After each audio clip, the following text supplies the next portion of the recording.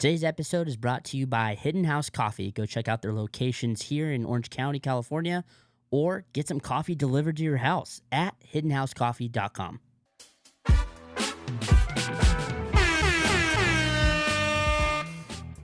All right, welcome back to the Good Dude, Good Dad podcast. I'm Jordan. And I am Ben. And today we have a special guest on. His name is Tim Arrigo. How's it going, Tim? Great. Thanks for having me, guys. Dude, thanks for being on. Yeah. I DM'd Tim, as kind of been our theme for the last few guests, is that we're reaching out to people outside our sphere of influence. See, this is a very natural podcast. Our sphere of influence, and trying to bring on some guests that we think are going to bring some impact to somebody's life. But Tim is the founder of Beyond Driven. He also founded Total Breakthrough Academy. I'll let him explain that, but it's super awesome. He overcame addiction and was saved by Jesus Christ. It was awesome. He was telling me a little bit about this story. In fact, he was in this area dealing with that years ago. 20,000 clinical hours of experience, and he's got 2 kids, 6 and 3. So you're busy, man. Yeah, I'm busy. You're busy all the time. Blessed. But dude, thanks for coming on. Yeah, thank you guys, man. I thank appreciate you agreeing it. for. I love doing stuff like this. So. Good. And fun fact, we discovered, I was in the back of our warehouse when he walked in, and I come out, and we both had that moment of like, dude, why do I know you? Where do we know each other from?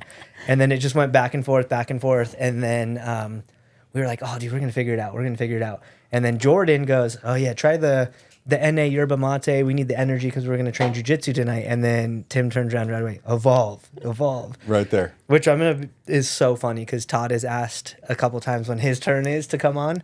And so I'm like, sorry, dude. Yeah. There's been other evolved people, but not you. But small world, man. Small world. Yeah. Well, dude, Amazing. we brought you on because I just want you to tell your story. I mean, you can go as in-depth or not in-depth as you want. And we're just going to give you the floor to share whatever you want to share. Sure. Where do you want me to start? Dude. Well, where did you grow up? I grew up in Orange County, South County, Mission Viejo. Okay. I grew up skateboarding and playing music. Fun fact, Taylor Hawkins from the Foo Fighters was actually my drum teacher as a kid. No way. Yeah, That's pretty cool. cool. So I grew up just early 90s skateboarding was kind of like in the underground. It kind of came out of the vert era.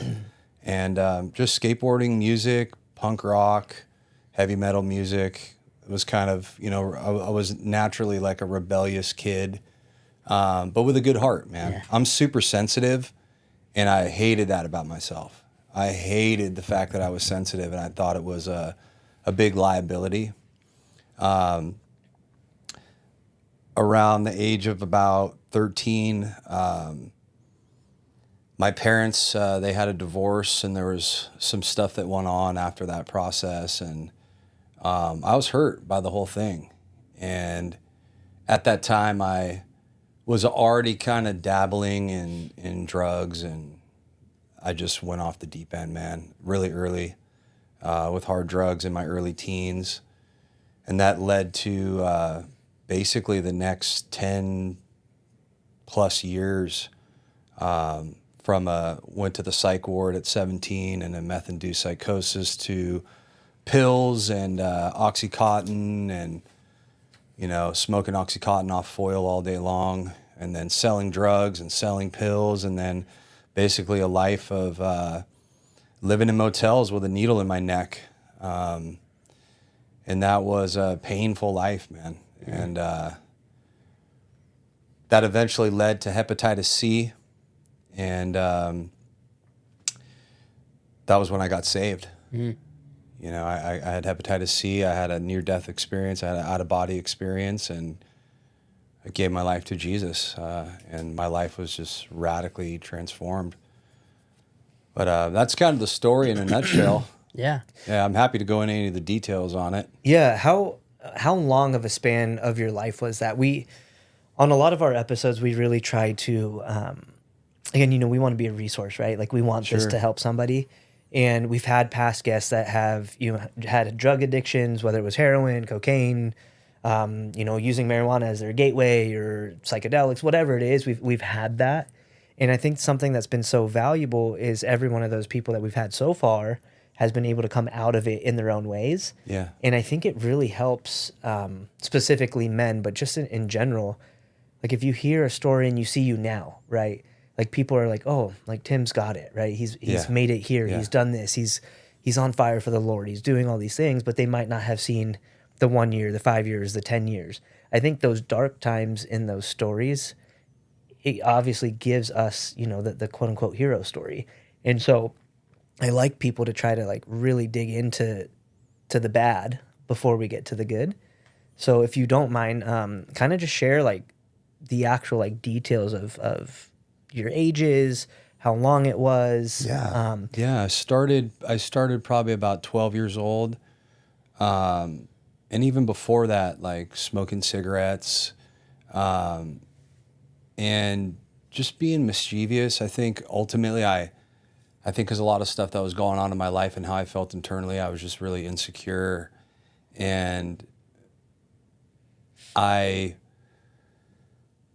think sought out a lot of validation, you know what I mean, from guys in my neighborhood that I looked up to and I wanted to be accepted by, and that led to, peer pressure and just being influenced and being a follower and ultimately just making bad decisions, but not really realizing that I am making a decision, if that makes sense. Just kind of, I'm going on autopilot. I'm doing these things. If it gets me the acceptance and it gives me a pat on the back and I get accepted by these guys, then I can fit in, man. Yeah. And I always kind of felt like I didn't fit in my family. My parents are great people, man. My dad's a Vietnam veteran. My dad's from the streets of New York. Like my dad's an awesome guy. My mom's amazing. But in the family dynamic, there was just this energy of, I just held a lot of stuff in, man. Yeah. I internalized everything. And that caused me to just be really reclusive and keep to myself. And so I think my parents just kind of assumed I was a good kid and I didn't need, you don't have to worry about him because he's cool. I was always so easygoing and so mellow that when I started having problems, I think it shocked everybody. And it came to really a boil when I had gone from my middle school where I had all my buddies and we were kind of smoking. And my first introduction to narcotics is like, you smoke some weed, you go to Burger King, you have some laughs and you eat some candy, right? Then I went the next year, I went to private school and, my parents, they wanted to keep me away from trouble, but also try to help me get a better education, better opportunity for college, which I'm super grateful for. But that environment, I wasn't a jock and I wasn't a nerd. I wasn't into scholastics. So I had a really hard time fitting in. And that was where a lot of, at the same time, coupled with what was going on in my home, that was where it kind of started to peak. And then the next year I went to public school. I got kicked out of public school within like 2 months because I wasn't going to school. And ultimately that landed me at continuation school where at the time they took every quote unquote bad kid from all the surrounding school districts and they put them at one school. So it was like your first, and this was in San Juan. So like at the time, like back in the day, like San Juan was, there was stuff going on, you know, and it was right across from La Zanja and that whole neighborhood. So I think ultimately I always knew I was doing the wrong thing because I felt it inside my core, but it was like I didn't know how to ask for help. I didn't know how to ask for help, and I didn't understand like what I was signing up for. I didn't understand what was going to come with that life. You're partying and having fun, and then, years down the line, people are dying, and you're, overdosing and dying, and you're at the hospital and you're on the streets, and it's not a life that I always tell people, it's like you choose to use drugs, but you don't choose to be an addict, and there's a whole spiritual component that comes with that, which is so dark, man. There's totally a whole entire spiritual element. And I grew up going to church, and the priest at the Catholic church that I went to, he ended up having some sex crimes that came out. And I was just like, man, I want nothing to do with whatever he's about. Like all that, I want nothing to do with this dude and what he's about. So that kind of, it affected my view of God and how I viewed, Christianity, or how I viewed Jesus. And I remember just being really confused at church, like seeing Jesus on the cross and being like, what's going on here? Like, can somebody explain to me what's going on? Yeah. So in those years, when I went to that continuation school and started getting deeper into harder drugs, crack and meth, and then eventually pills, that was kind of like a Molotov cocktail, man. That's how I explain it. It was like all the ingredients were there. It was all right there. Because in order to struggle with addiction, you have to be predisposed to addiction. Yeah. A lot of people think it's genetic, which is a very small component. But you have to be vulnerable. And what creates a vulnerability is a vulnerable brain, right? When you put drugs and alcohol into that person's brain and body, they respond as it's a form of self-medication as opposed to recreational use. And that's dependent upon the fact that, what is the conditions of their chemistry when you put the drugs in their brain? If there's high amounts of stress, cortisol, adrenaline, and, you have a brain chemistry that is in a vulnerable state, because which really primarily comes from holding stuff in, and you don't have good relationships, then you develop a relationship with this inanimate object that can only really reciprocate what you're looking for, which is comfort, relief, in an artificial way. So then you start this process of, taking all your problems to this substance. And you're with maybe another guy who's like, hey, I do this, but I'm thinking about football practice tomorrow. And I'm waking up in the morning and I'm like, let's do that again. And that's what it turned into for me, where I'm an obsessive guy by nature. Like, I'm a pedal to the metal guy by nature. And so that came out in my life in the worst way possible. And not having any direction, not knowing which way to go, and kind of looking at, traditional routes of getting better and just being like, man, I cannot do this. Like, how do you guys sit in a room and say I'm an addict and talk about your stuff all day? Like, I can't be here, man. Like, I cannot do this. And I remember just, like, a lot of people say they struggled in that life. Like, I struggled really bad, and it was really, really, really, really dark. But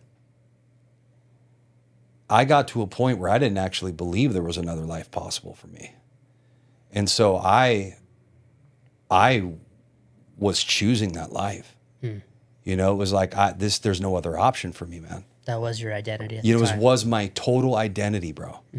And that was how I saw myself, was, and it was, there were so many layers of masks and fear and shame, and I was just so lost that I didn't see a way out of it. I didn't see that there was a different direction for me. So, from those years, and then eventually when high school was over, I had spurts where I would like kind of get a little better, but ultimately could never find my purpose, which was the worst part, because it's like, I can't find anything to replace this that gives me a sense of purpose. So I just feel directionless.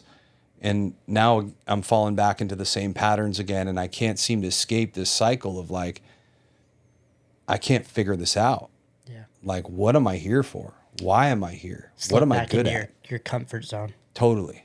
And then I had, I was down at the beach, and I lived in Laguna Beach, and at the time, and I was down at the beach skimboarding, and I blew out my knee, and I needed a knee surgery, and they gave me an Oxycontin prescription, and that turned into Oxycontin addiction, which at the time was like the wild, wild west. Yeah. So at the time, like you could go to any doctor and you could get 90, 80s. And I was just going around to all the doctors in the area and I was just cleaning up. And then it turned into, you know, I can bring people with me.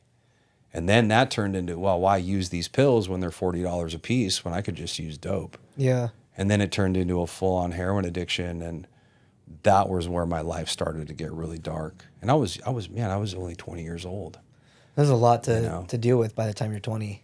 It was a lot, man. It happened so fast. And when you're high the whole time too, like time is just like evaporating, you know, and there's a whole underbelly of society. Yeah. You know, there's an underworld to society that when you're a normal person, like you don't experience, you don't see it, you're not around it. But that whole world is a dark world, man. Yeah. You're either predator or you're prey in that world. You go a mile that way. Yeah. And that's what that is. And we talk about it too, but in Orange County is very sheltered by it, right? Like they do a really good job at not letting you see it or whatever the case may be. But like I said, you go a mile that way, 2 miles that way, a couple blocks that way. I mean, I grew up in San Juan. I know Yeah. exactly all the spots you're talking about. Yeah. You know, I worked on an ambulance for years in San Juan. And I remember telling people, I'm like, if you even knew what happened Oh, yeah. in this town, if you only knew the half of it. People don't know. Yeah, Behind the Orange Curtain was that movie. Yeah. And one of my buddies was in it, a good buddy of mine, and yeah, it was. And you know, like a lot of people looked at it like it was a stain on your family. You know, Yeah. like nobody wants to talk about it and hide it, and you know, that's part of it. Is everything is hidden. You Yeah. know, the real you is hidden. The things you're doing are hidden. The thoughts you think, the feelings you have, everything becomes something you hide. And so vulnerability becomes like the biggest, scariest thing because you're thinking, oh my gosh, I'm the only one dealing with this. This is so embarrassing. And then you lose your identity. You know, I had no identity outside of the addiction. There was no identity. And then, of course, toxic relationships. I mean, my first marriage was a full-on trauma bond, you know, and it was a codependent, traumatic relationship where, you know, we got high together, and it's a Bonnie and Clyde thing, and, you know, everybody knows what that can look like, and it went dark, and yeah, and you know, I always had like internally, I always, you know, everybody knows the difference between right and wrong to some degree. And there gets to a point where drugs make you not care. You know, drugs they take away that inhibition. They take away your morality because your prefrontal cortex, which is your thinking brain, is severely compromised during addiction. There's actual architectural damage that happens to your prefrontal cortex. So like your family could come to you and say like, hey, what are you doing? Yeah. You're hurting everybody. Your mom could cry and you feel nothing, Dang. you know? And that's, you know, your morality, you pawn your grandma's wedding ring, you know, you'll go to the extent of selling your own body for drugs because you are at the point where you're like, I don't care about anything. I don't care if I die. I don't care if I'm on the street. Like I don't care about anything. Yeah. And yeah, it's a wild place to be. I was stuck in that mindset. It's crazy how, like, Satan can take something that obviously God ended up using later on, and that's your sensitivity and your understanding of people, and just twist it to a point where it's like so far to the point where you just don't even care anymore, and it's like your greatest strength he was using against you. Yes. And what you thought was your greatest weakness, which led to the greatest weakness, ended up becoming your greatest strength later on. And that's like, it was cool how you were talking about that in the beginning where you're saying, hey, like I've always been a sensitive person and I held things in And it's interesting because we've been having this conversation over and over again with our guests, but as talking about it from a men's perspective, where it's like, hey, if you hold everything in all the time and you don't find healthy outlets, if you don't have those good conversations, then you're going to look for an escape. And that escape can be pornography, it can be alcohol, it could be, addictions. And it's like, we've been talking that from a grown man perspective, but also now looking at it from my kids. Like when my kids hit that teenage age, I need to make sure that like I'm helping teach them to be able to decompress those things that they're holding inside of them too, because it not only does it affect you when you're a grown man, imagine dealing with that like you did as a teenager, with also that hitting puberty and dealing with all the things in your life and having that childlike brain where everything at school is the biggest thing ever, without having that perspective. And it's like, man, that story is so powerful, but the redemption of it is amazing. How God took what you thought your weakness was to make it the weakest part, to then using it for his glory. And that is exactly the truth, brother. That's exactly what happened to me. And that not caring and, the I don't care about anything mentality was a way that I overcompensated for it. It was like I care so much that I got to pretend like I don't care, and being cynical and being skeptical and being pessimistic and negative and just being a victim was all the way that I prevented myself from trying, so that I ultimately wouldn't feel rejected and like a failure. And there was just so many things that I saw and experienced that I took and just held on to. And I ran with it. I made it a reflection of me. I'm like, well, I'm not good enough. Mm-hmm. I'm inadequate, and I don't have what it takes. And all of those core beliefs were just created this subconscious program that was just running my life. And, that was a big part of what kept me in that cycle.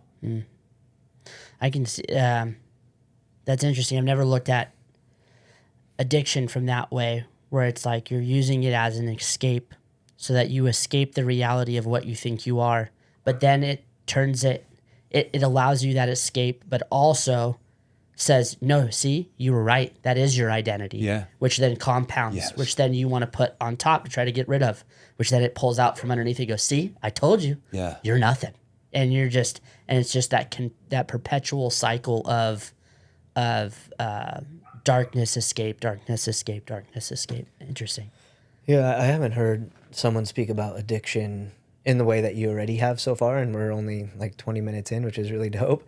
But one of the things I wanted to ask, because I think there obviously you see it, but I think it happens more often than not, because a few episodes ago, we had a guy by the name of Josh. He's from Philly. He brought up the use of oxy to then just, getting rid of that and going to heroin or dope, to be because of that money. I don't think, because I have never dealt with that. And so for me, like looking on to the outside in, how would you describe when someone does get hooked on oxy and then they go to, the stronger levels, and obviously it's a lot of money and you get yourself in trouble, and then you're deciding whether you want to, because I'm guessing you probably didn't just jump in or like, hey, let me just go straight to dope. There was probably some form of, do I want to cross that line, or was there not?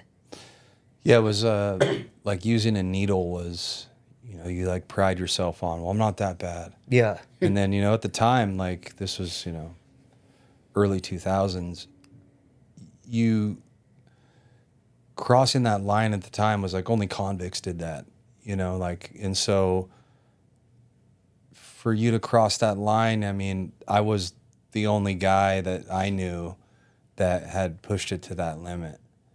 And there was no bridge for me. Okay. It was basically presented as an opportunity, and I had somebody fix for me and shoot me up the first time. And then I was just, this is cheaper. This is easier. And how sick I was at the time, I prided myself on it. You know, that like, this is how hardcore I am. Yeah. You know, it was sick. Like, that was my thinking, you know. I thought it made me a better person. Damn. You know, I literally thought that I was better off doing that. Yeah. You know, because the person that I was without it, I couldn't be myself. I could not survive in my own skin. And it wasn't until years later that I had to excavate all that. Yeah. And which was a arduous, painful process of stuff that I had totally even forgot about. Yeah. You know, whether it was, one of my first memories as a kid was being molested by my babysitter who had mental illness, and my parents knew that she had mental illness and told me years later. Stuff that happened in my family, stuff that, you know, I experienced throughout my addiction, stuff that, just the stuff that you stuff down, man, the stuff that you bury that you don't want to talk about or think about. And I never thought any of that played a role until I realized that it did. And I always kind of give the analogy of, it's kind of like if we're in a forest, you know, and we're walking through the forest, and I say, hey, what do you see? And you're like, what are you talking about? And I'm like, what do you see? And rocks, trees, and plants. I'm like, no, what do you see? Rocks, trees, and plants. Like, what are you asking me? I'm like, no, stop. What do you see? And you start to get pissed off, and you're like, bro, what are you talking about right now? Yeah. Like, rocks, trees, plants? I don't know. What are you joking? Then I'm like, okay, come with me. And then I teach you about horticulture or botany or ecology.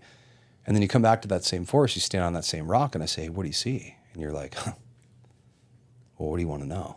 Yeah. You know, and because you didn't have the awareness to even see it.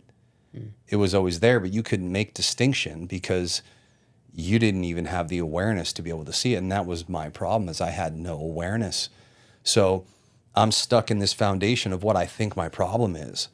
And the reality is my problem is my internal operating system. It's an internal issue that I can't even recognize because I have no awareness about the fact that it's even there. It's part of, you know, when people say unconscious or lack of awareness, it means that you're not even aware that you're doing it, how you're doing it, why you're doing it, that it's even happening. Yeah. I actually want to go back to that because you just said so many rad things there. For me in not dealing with something like that. And before this podcast, to be honest with you, and before I became a father, I don't think I understood the power of talking about what's going on, because we're taught, you know, to be a man, to suck it up, to, oh, bro, you got a sprained ankle, it's all right, lace it up and get back on the mat, you know, or like whatever the mentality is. We are taught that you show weakness if I were to come to you and be like, hey, Tim, I got molested. You know, that one, that's extremely vulnerable. Two, like, as a man, you're going to be like, oh, dude, you're less of a man now, right? So we're just so used to bottling things up and keeping it in.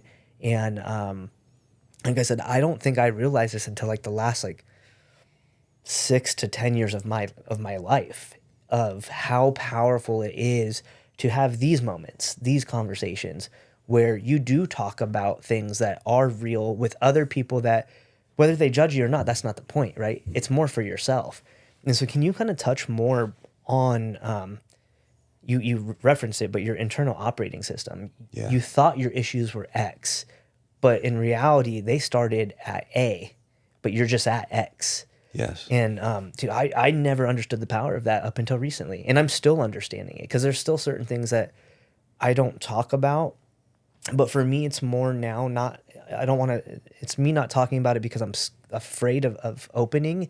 It's more so I chose to do the life that I'm doing. So I don't talk about certain things because it's like, it's It's just my daily life, the stress I carry, the workloads I carry, the people that look to me for all these things. Like, it's the path I chose.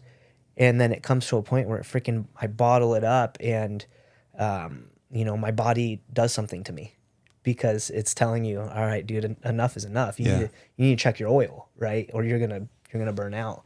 But let's kind of go back into that in talking about like the power of suppressing something. Oh yeah.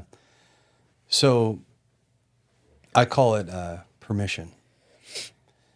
And when somebody shares something, they're giving somebody else who's there and they're present, they give them permission.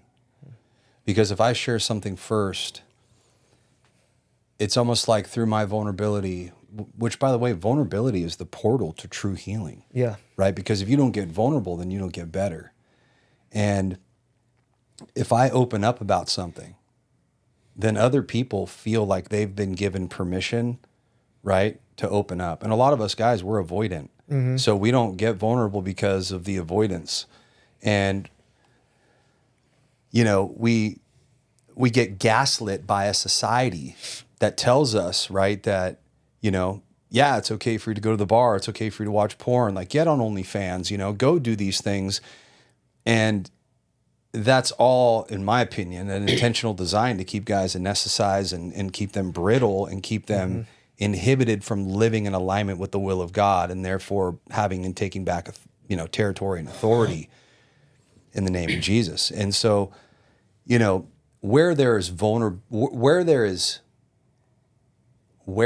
empathy, shame struggles to exist. Yeah.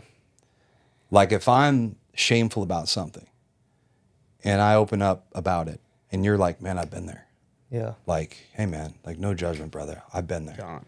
Like, shame and empathy are like oil and water. Mm-hmm. They can't exist at the same place at the same time. So it's like, I open up and you tell me like, hey man, it's okay. Like, and thank you for sharing that. And bro, and it's so funny because so many guys open up inside the Total Breakthrough Academy, and you would think like, wow, this guy's sharing the like ugliest parts of his life, like the darkest parts of his life. And it's always those times that another guy refers back to. And he's like, yeah, when I heard Tom share about this, that was the highlight of my night because he was telling my story. And, we think there's nothing new under the sun. We think we're the only guy dealing with it, when in reality, every other guy is dealing with it. And that's part of the problem, that as men, like, we need to create a culture of supporting one another. And we have this fear. It's like, man, I'm afraid to get vulnerable because I don't want to be judged. Yeah. Which is just me projecting my shame. And it's like, man, how many times does that really happen when a guy gets vulnerable? I mean, we see guys get vulnerable. It's like, I respect that. Like, there's never been a time in my life where I've seen a guy get vulnerable and I've thought like, well, that was weird. Or you shouldn't have shared that. Mm-hmm. Like, these are all these beliefs that get instilled in us that ultimately why do guys commit suicide more than women, right? Why do guys are struggling with vices and self-destruction? Why are so many guys, right, falling victim to divorce or unhealthy relationships or dynamics of any kind, or overcompensating through work and becoming addicted to work? It's like, well, ultimately because they carry everything on their own. Mm-hmm. And because they're carrying so much and they're suppressing so much. I always tell guys, the opposite of depression, what is the opposite of depression? Like, well, happiness? It's like, no, man, the opposite of depression is expression. If like to push something down is to depress it. And we have to get to a place where we can express it with one another and realize, man, like, that's a sign of being healthy. Yeah. Well, it takes more balls. It takes way more balls to be able to do that. Yeah. Way more courage to be able to open up about that, and the trembling that comes with it and the fear that comes with it. And courage can't exist in the absence of fear. So you got to be afraid to be courageous, and it's like, we're stepping forward and saying, hey, I'll share. Yeah. I'll do it because I know there's somebody probably listening right now. And it's like you get permission from another brother when he shares his stuff. And that's powerful because your darkness can liberate another person. 1,000,000%. And it can give them the green light to say, man, because you did that, I feel like you gave me permission. You gave me the courage. You gave me, right, the hope that I can take it there. And it's like, you paved the way for me, man. So thank you. I'm going to stop you there for 1 second. Because if you guys just heard that, if you didn't really listen to the last 3 minutes of that, go back and re-listen to it. Like, I'm talking like right now, because that even allows you, just what he said right now is a way of giving you permission to deal with the things that you need to deal with. Like, I remember that it took something in a podcast that I was listening to give me the permission to share with my wife that I used to struggle with pornography, and that I was still struggling with it as we were married. And it wasn't because I was in the room with that person. It's because I heard it and it empowered me. And God literally was like, that's you. Go do it. And made our marriage 10 times stronger. And it was, so if you didn't hear that, go back and listen, because too often we think we're the only ones dealing with something. And that's like the biggest lie. That's the biggest lie, thinking that we're the only one going through what we're going through when we're going through it. And it's not true. Or we compare. Right? Like, your story, yeah. Tim, is different than me, Ben, and my story is different than you, Jordan, when in reality, yeah, they're all different, but they're the freaking same. Oh, dude, when you were talking about when you did that transition over to using needles, and you're like, yeah, there was no breaking point for me. And in my mind, I immediately flipped back to when I was in my early 20s, and it was just different. It was with alcohol. And it was like, I took pride in the fact that, yeah, I drank whiskey straight up, and I smoked filterless cigarettes like a man. Yeah. You know, like, oh, you're drinking your Natty Light? That's cute. Yeah. You know? And it's like, It's so true. and it's so dumb, is. but and I'm not trying to compare, but that mindset is like, is because I knew that I was a vulnerable person, and I was like, bro, if I over macho, no one's gonna see that I'm, no one's gonna mess with the dude that's like drunk and smoking filterless cigarettes at the bar with his his hat so low that you can't see his eyes, and he's wearing cowboy boots because he thinks he's tough at Swallows. It's like, it's so dumb. It is dumb. But although it's a different story, that mindset's not far off. Well, the addiction component's the same. It's just one vice was alcohol, one was drugs, and one is porn. Like, they're the same freaking thing. Hey guys, quick break. This is Jordan with Good Dude, Good Dad. Huge shout out to our sponsor, Hidden House Coffee. Get 15% off your next order by going to hiddenhousecoffee.com and using the code GDGD15. It'll be in the details and description down below. Make sure you subscribe, and a huge shout out to Road as well. Now back to the show. And I had the opposite of what Jordan's saying is, I did 2 combat deployments, and when I got out of the Marine Corps, I went from being this saint of a kid, right? Like, I was a pretty good kid growing up. I was in like youth, and I was a good kid. And when I came home, I don't know what it was, but apparently I gave myself permission, to basically use the excuse of, bro, you just almost died so many times. Now it's time to like live it up. Yeah. Like, your buddies were in college, they were at parties, hooking up with chicks, doing all these cool things, and you were in the desert getting shot at. Like, you now have permission to enjoy your life, right? And growing up as a Christian kid, it was weird because that shifted to what Jordan just said, is like, the mentality of the addiction was there, and I didn't know it because there was the excuse, and everyone in my life made the excuse for me as well. Like, oh, he just came back from war. Let him figure it out. He'll figure it out. And again, like, there's not a right way, in my opinion, to be able to help somebody that's in it right then. There's no right way to help them except just try, right? Because for me, I did do this. My best friend, he was like my brother. He's my cousin. He's literally like a brother. He tried to help me, and I punched him in his face. So if I was willing to do that to him. That happened to me too. I did the same thing. Yeah. But when you have these vices controlling you, and you said it too, man, is like, I've never looked at drugs as the way you're describing it. And I think you're doing such a fantastic job talking about it, because it's really helping someone like me who hasn't dealt with that. Even though I dealt with the alcohol, I didn't deal with like, oh man, like, I need to get my next high, or I can't function without this, or you know, if I put a needle in my arm, I'm going down like that road. The way you are describing it is making it so much easier, I think, to understand when you don't have a clue, and that is power in itself.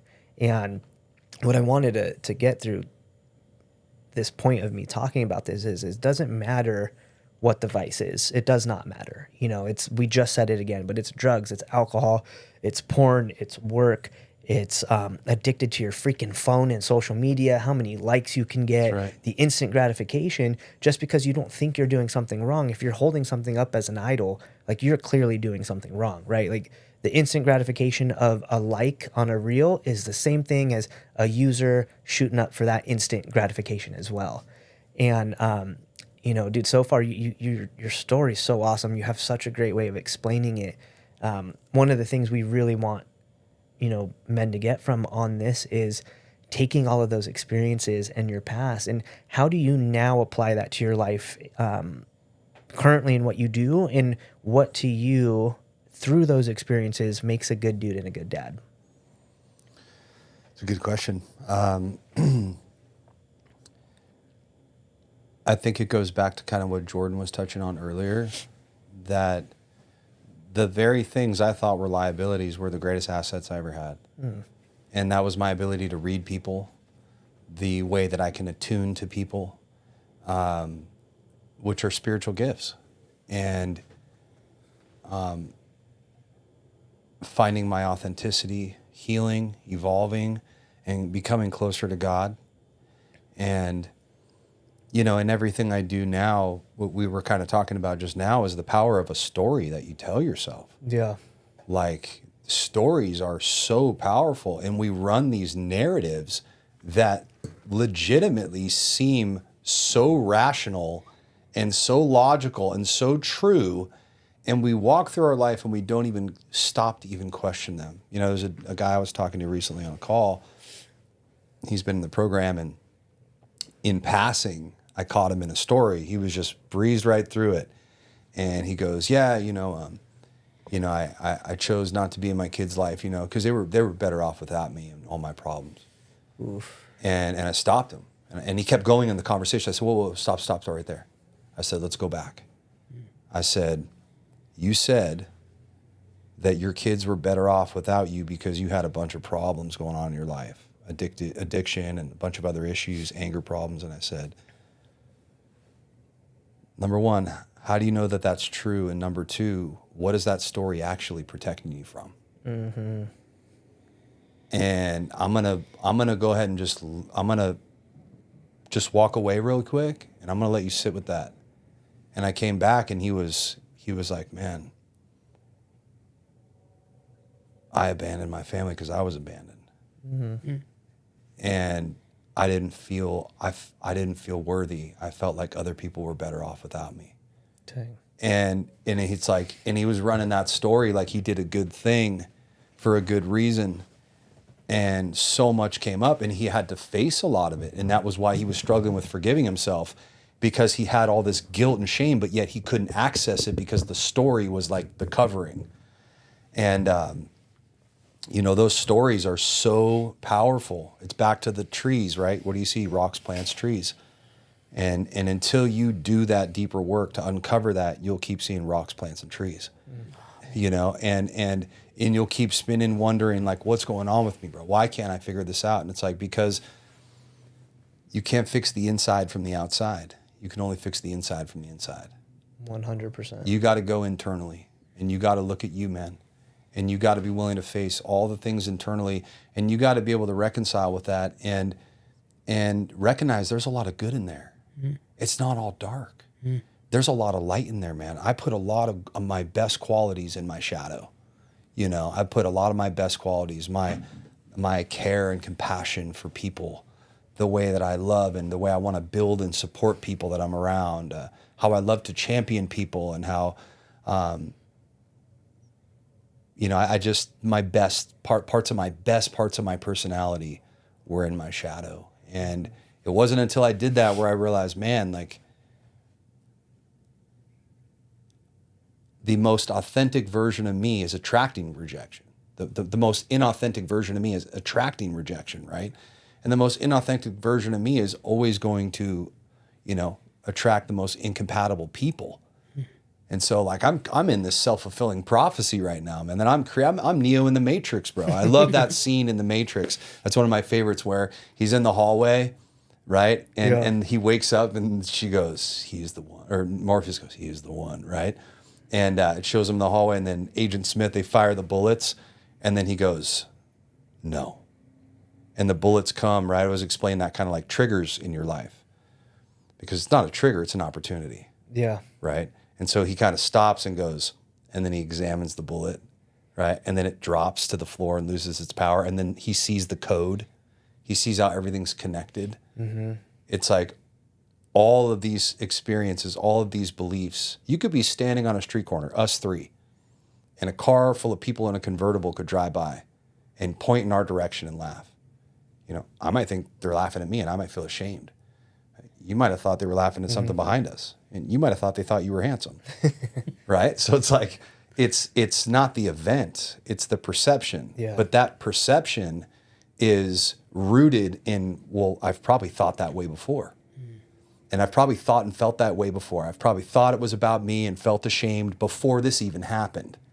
So the likelihood of me reverting back to that cognitive bias, that automatic filter that I go to, it's like, it's not the external, it's this internal issue. It's this lens and filter. It's my perception and the way that I see the world. And that ties back to all these experiences, which I haven't even taken a second to look at. Hey, because this happened, does this mean that you're not good enough?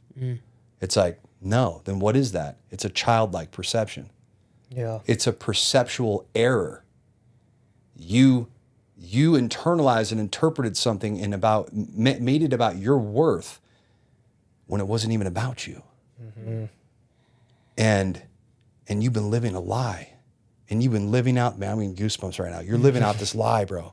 You're living out a story that isn't even real. And it's destroying you and taking away your everything beautiful from your life. And then how God takes that and then uses that very thing for good on the other side. And that's the beauty, man. That's the beauty. And so I think about being a good dad, good dude, good dad. And this is like a big one for me is being congruent. Yeah. You got to be congruent, man. And what I mean by that is, practice what you preach. Mm-hmm. Don't be a hypocrite, because if you want to set a standard of excellence in your life, you can't set that standard and then not live in it in accordance with that standard. Correct.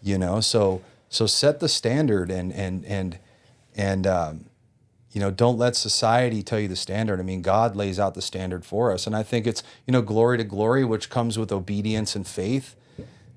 So live a congruent life. And that really comes down to your integrity. Mm. If every day you operated like there was a hidden camera watching you, would there be anything that you would be embarrassed about that you wouldn't want people to see? If you answer no to that question, you're crazy. Like the answer is yes. Yeah. Every one of us live in that. Yeah, I would be embarrassed of some of the stuff I do 1,000,000%. And that's what I'm saying. It's that internal kind of system of checks and balances in your life. And it's not about self-criticism or blame or shame. It's about a level of I want to grow, I want to evolve, I want to be better. But there's a balance there too, because we all fall short. And the whole point of this whole process is that you keep going, man. Mm. So if you're a dad that's struggling, if you're a dude that's struggling, just keep getting up, man. Just keep getting up, man. Yeah. Keep getting up. Keep fighting. Keep trying. And don't give up, man. Because failure only happens when you stop trying.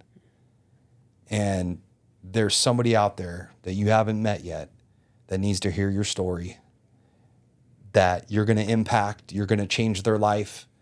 And God's blessed me to be able to be a part of that in so many people's lives.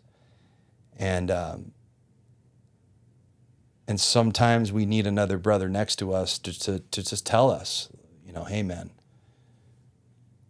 just get up and try again and keep going, dude. It's not over for you, bro. If you're not dead, God's not done. Yep. You know? There was, I heard something amazing. I like listening to Ed Milet every once in a while, if you know who he is. Yeah. He's got a great podcast. But he talks about a lot of times that the reason that he is where he is in his life is because his dad got sober. Yeah. And he had this great realization one time that I was listening to, and he woke his wife up in like the middle of the night. He goes, babe, someone helped my dad. She's like, what? He's like, someone helped my dad. Someone helped my dad get sober. And you know what qualified that person to help my dad get sober? Is they were an addict. He's like, and I'll never know who they are. I'll never know who that person is. But they changed my dad's life, who then changed my life.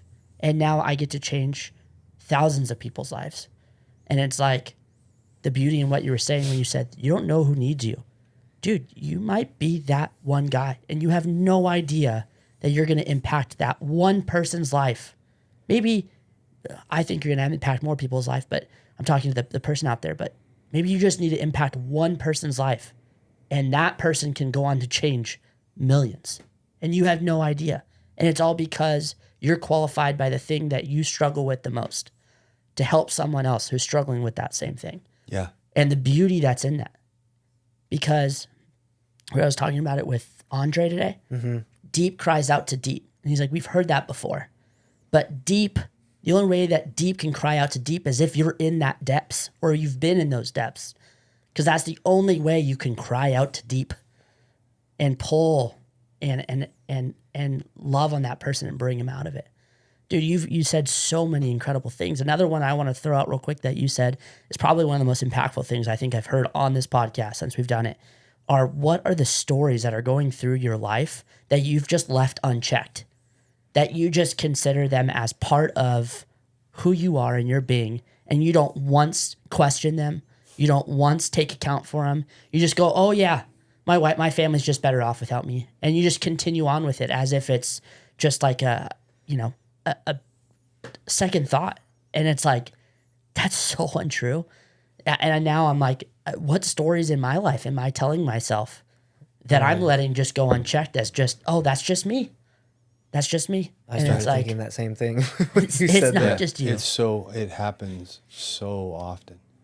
And it's that is the epiphany, and that is the earth-shattering reality. I walk guys through this technique I call the box technique, and it's part of it is doing that. And when they see that they're running this story and that they're literally living out a lie, and then they see it's like, well, how does a guy who thinks he's not good enough treat himself? And it's like, oh. And how does he believe other people feels about him? And it's like, and you see how you're manifesting that and how you're projecting that.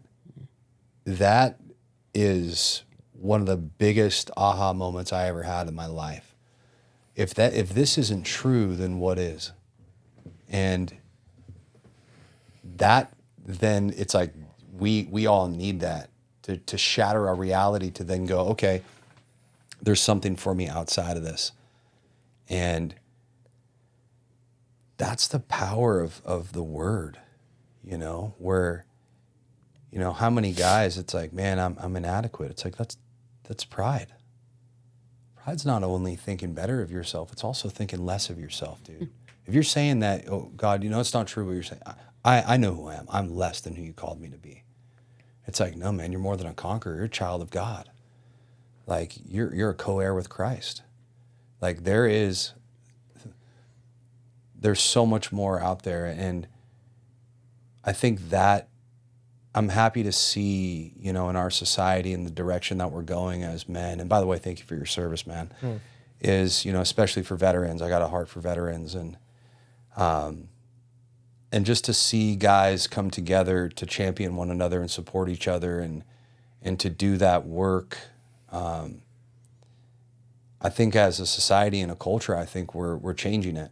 I really do believe that. I believe that we're shifting, and I believe that, you know, it's things like this podcast that become a resource and an outlet for other guys, and it's we're changing the culture and the dynamic. So ultimately, our sons, you know, and even our daughters, that they don't have to grow up with that same conditioning and that same mindset and that same schema that is a trap. You know, it's a full trap, and where can you go with that? You know, and it's a hard thing to, at the very end of yourself, to have to acknowledge, hey, like, I don't have the answer here, but that's okay. And there's definitely somebody else that's probably been where I'm at, and that's iron sharpening iron. You know? Yeah.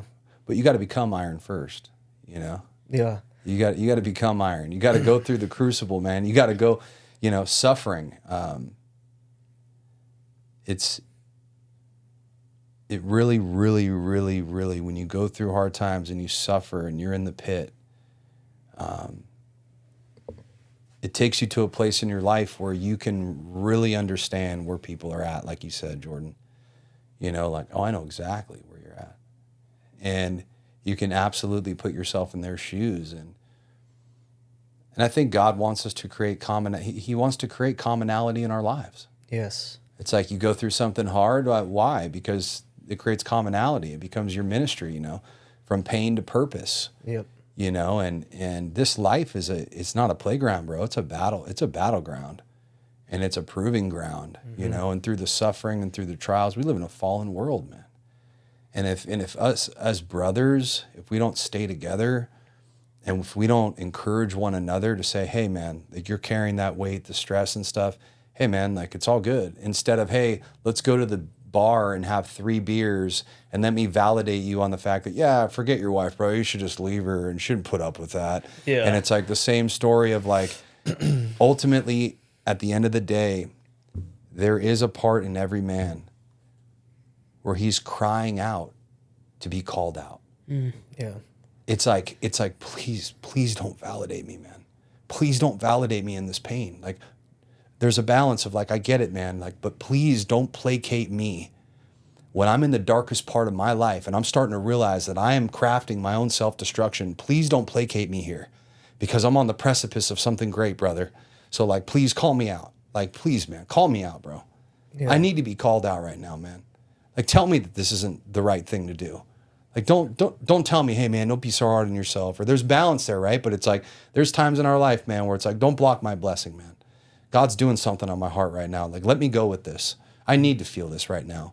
Like, everything's getting ripped off. The mask is coming off. The skins and hides and the layers of protection, the defense mechanisms, it's all coming off me. And I'm standing naked before the Lord right now. And, like, I don't know where to go, bro, but this is a good moment in my life right here. And it's like, and don't placate me, man. Call me out. I want to be called out. And it's like, I love that quote. Truth without love is brutality. Yeah. And love without truth is hypocrisy.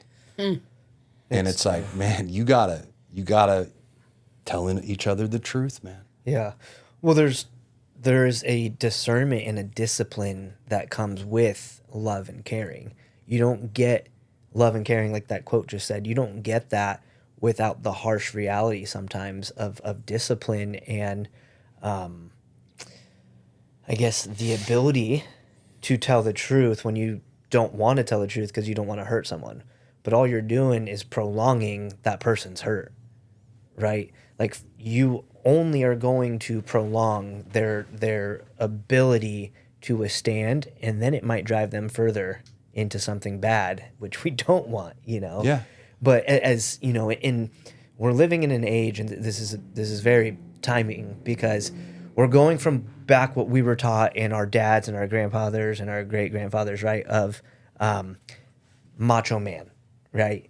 Then shift to we don't talk, we don't do these things, and now all of a sudden we're moving into a era of today's man, where now it's almost bad. We're having some camera difficulties, but we're almost bad now to become masculine again, right? So we're living in these two Yeah. fun little worlds where I think you're right, and something that's so valuable to us, and it's what keeps us going. And dude, finding things like what you're doing and all the other rad dudes out there doing similar things to try to break that Yeah. mindset, to create a new culture. I think you're right, and it takes every single one of us doing it Yes. without fail, to do it with each other. And dude, we think this podcast and your platform and your ministry and your academy that you're doing is so much bigger than any of us, and it's It something is. that we got to keep doing. It is. Yeah. All right. We had a quick technical difficulty, which is a great spot for us to have a little bit of a break. But yeah, I know there was more that you wanted to touch on as far as how Masculinity. masculinity is being shaped now and being changed, Yeah.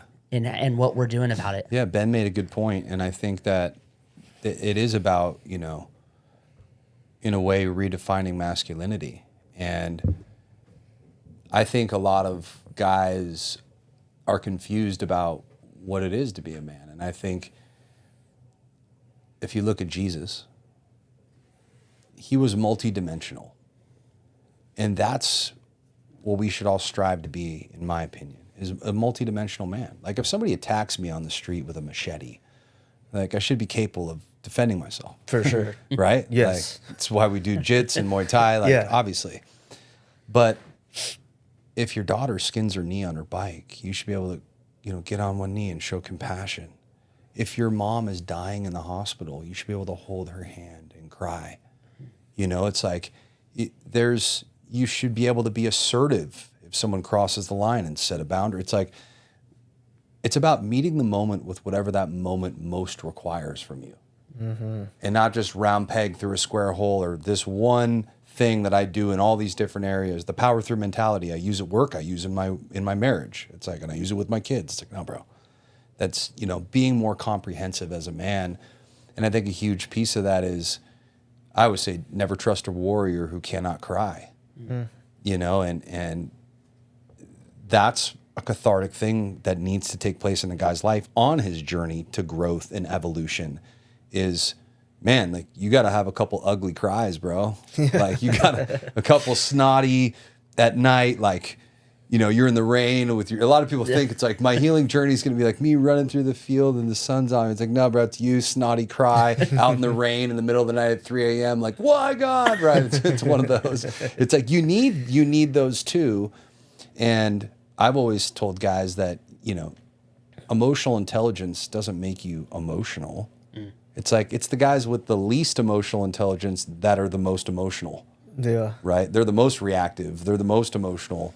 And I think it's so sad that we see so many guys nowadays where it's like, we live in the land of overcompensation, right? Where it's like, yeah, take a bunch of steroids, throw a bunch of tattoos on your skin, and grow a beard, and you're going to be, the alpha male. I hate that term, dude. I can't even stand that term, alpha. Like, I think that's the lamest thing ever, man. Just be a good dude. Yeah. Be solid. Do the right thing. Have integrity. It's like having humility, man. Like recognizing and for me, that's been a huge journey of the bigger that Beyond Driven got, the bigger that the Academy got, all of that, the smaller I became.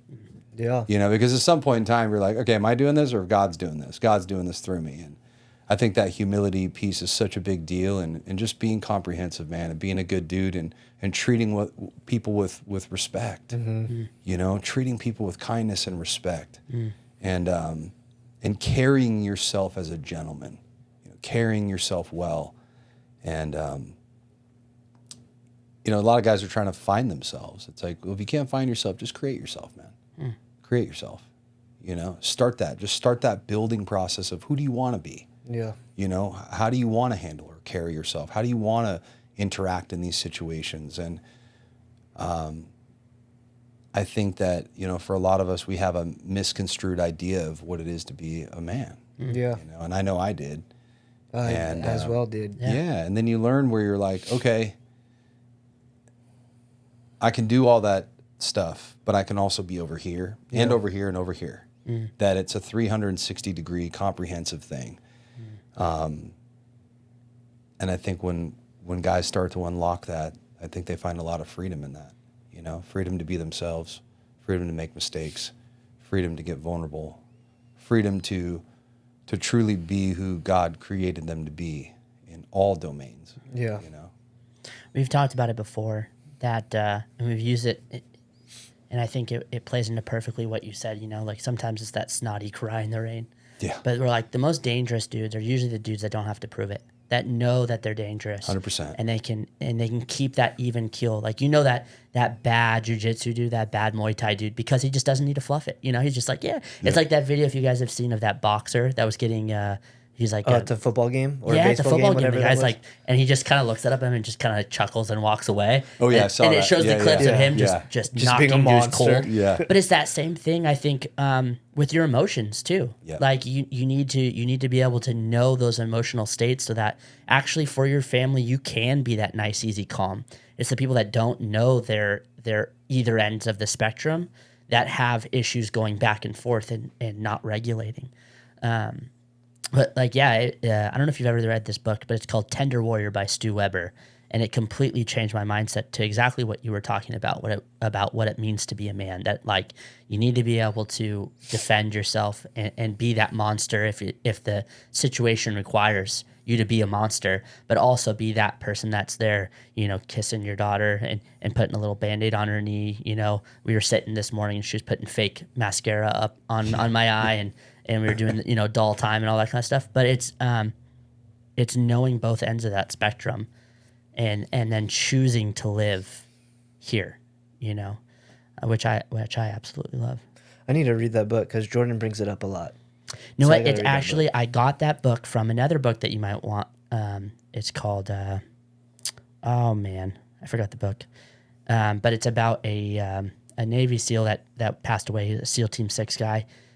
He was a hardcore heroin addict, and he ended up in the Navy because he was either going to go to jail or go to the Navy. And then through that, he got clean and sober, and then ended up going to the SEAL teams. For the SEAL teams, ended up all the way making it to an elite level, and you know, gave his life saving someone else, which is Adam Brown is his name. If you ever get a chance to read, fantastic story.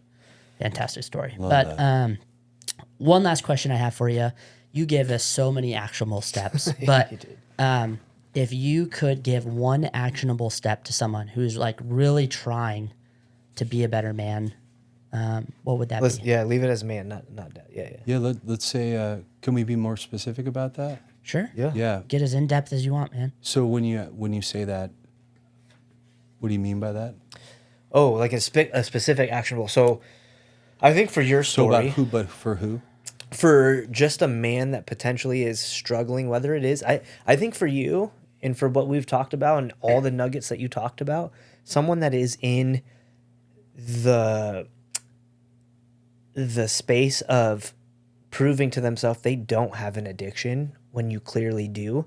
You know, you're playing comparison or you're hiding behind something or you're making an excuse. But if you're in that spot that you do have something controlling you, what is an actionable step from your life and from your experiences and the stories that you hear every single day that could help someone just be like, dude, take the ownership? Yeah, I would say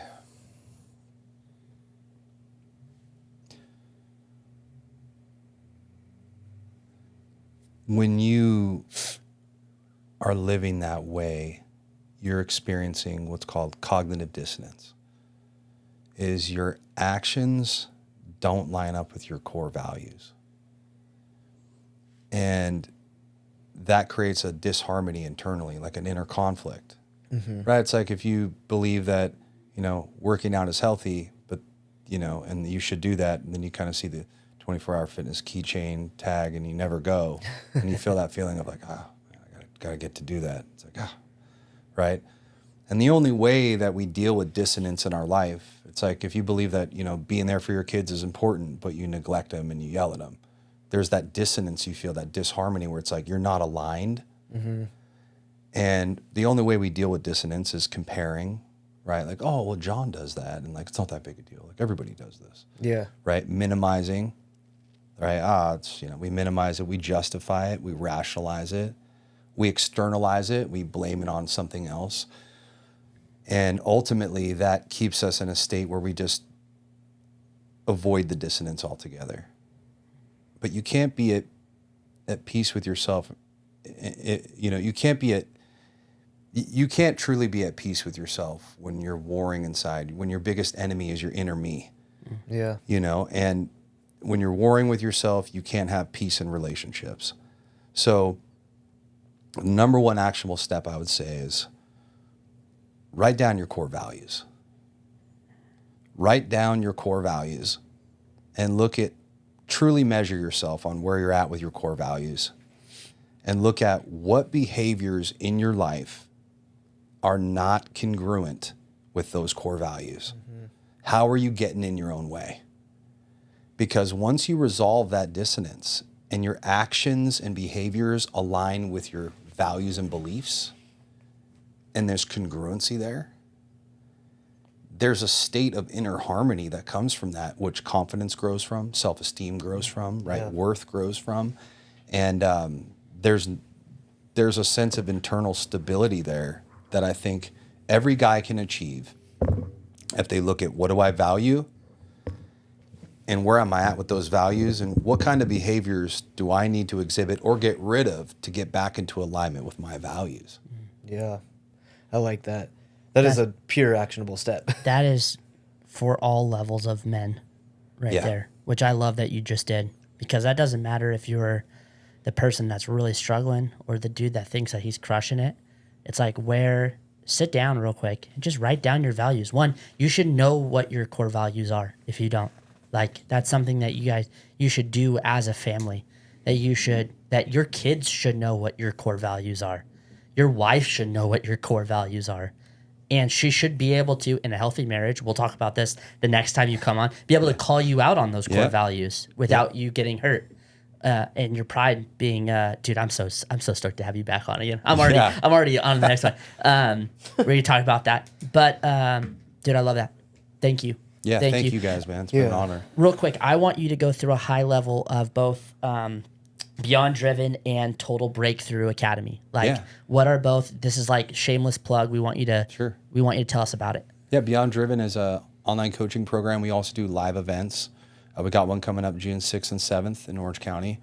We also do one in Austin, Texas, during the wintertime kind of season. We do coaching. We do group coaching. We do small groups. We have curriculum, tools, course. It's a very comprehensive process. It's all customized to the guy that comes to us. And we believe in delivering the absolute best fulfillment, out there to make it different. Therapy is unfortunately kind of a female-dominated industry, and the model is built on dependency. Yeah. Kind of you coming back, developing a sense of dependency, and it's cathartic for guys. But to a large extent, like, guys want tools, they need brotherhood, they need community, they need actionable steps to take, which is why I love that question. So that's what the Academy is. It's really about, it's a super comprehensive coaching program where we deliver on all domains. And obviously there's a spiritual component to that. I have a good friend of mine, he's one of my best friends. He's a pastor, he's involved in it. And we have an amazing coaching team. And we really, really care about our guys. We really, really, really love on all the guys that come in, and we care about them. They're not another number, so that's, I think, why ultimately it's been so successful, and why we've been able to help so many guys is because we put client care at top, and that was something out of the clinical setting that I saw too, that I just always felt like was number one. I was blessed to have kind of come through that. So that's the Total Breakthrough Academy. And then Beyond Driven as a whole, we have tons of free resources. We have tons of stuff that we provide to people for free. We have all our social medias. Instagram is Beyond__driven. The Facebook is Beyond Driven. And then we have our website, beyonddriven.com. Then I have a sister company to that's called Recentered Life. It's an online mental health, virtual telehealth program. Oh, awesome. And we help people in California who have insurance. And then I have a couple sober livings in the area. So we help some people, who are down and out in a bad way, get back on their feet, establish some semblance of normality in their life, have some structure in their life. And then, you know, aside from that, I work with Windward Way, and I do some facilitation with them for their family program. That's here, right? Santa Ana? Yeah. But Beyond Driven is my main, you know, that's my baby, man. And I got some amazing partners that I work with in that. And it's been an amazing journey to build out the academy and to just help these guys on another level, you know. Because I mean, for me, when I was struggling in my marriage and when I was struggling in my personal life, it was like, man, I'm looking for something that can check the boxes for me, you know. And I did extensive amounts of therapy and EMDR, and it was all super helpful. But ultimately, at the end of the day, I really needed some direction. I needed to learn. And I'm a kind of guy, like, I'm really hungry for learning and growth. So that was a huge piece of you know, my personal development journey, which was that. So yeah, you can find us online. All our social media is Beyond Driven. Reach out if you need anything. Yeah. We're always here. Jordan will definitely we'd be tag happy to it help. too. Yeah. Yeah. And bro, seriously, thank you so much for sharing. I say it all the time as we wrap up almost every episode, I feel like, but this is so beneficial for me sitting in this chair. Like, and that's the power of a story, and that's the power of a platform, and not being afraid of getting after it and doing it. You know, when we were first starting out, we'd be defeated when you'd get like 5 people that listened, you know, Yeah. but out of those 5 people, what if one of them got something? And it was something more of that we had to deal with on like a pride level. But this is something that is growing pretty rapidly, and we're very thankful for it. And I actually saw a comment. I almost made a reel the other day, or a story about it. Someone commented on one of our YouTube videos, like something about a good dude and a good dad doesn't need to talk about it. They just do it. And I think it was you that responded back to it. But I want to call that out. And I hope whoever said that, it like hears me say this, is you're right. But if we can build a platform with amazing people like Tim today, that their story can help change someone's life, then you're wrong in thinking that we should keep that to ourselves. That's the exact freaking reason we're in so much of the dumb trouble that we're in as a country, as a world right now, because that thought process of, oh, you know, you don't need to talk about it. And it's like, we're not talking about it. We're not bragging about it. We're sharing freaking stories to try to help someone. So maybe it helps you, whoever you were. Like, and you know, and that's just real. Like, I don't sit here to freaking hear my own voice. Like, the whole point of me saying that was I just gained so much from you. And, you know, I take every single part of every single podcast that we've done from someone's story, or something that Jordan has said, or something that I even said sometimes that I didn't even know was inside of me. And I'm applying it to my life. And if my life can help change other people's lives, then we are doing it for a good reason. And that comment is dumb. Absolutely. So I'm just the truth. I love your boldness, dude. I will say Ben is the same person with everyone. Ben is what you see right here. This is Ben, and it doesn't matter if you're like the president of the United States or like a bum on the street. Same person. and it's what I most admire about you and having you on. But thank you so much for coming on, dude. Yeah. We're going to have you on Part again. Because there's I'd love the to. whole second half of your life that we need to dive into. There's a lot to unpack there. I'd be happy to share it. Yeah. Yeah. Well, we'll plan it. We'll get a roll in soon too. Nice. Dude, thank you. We know Thank you time's guys, valuable. Mr. Jordan, Thank you, sir.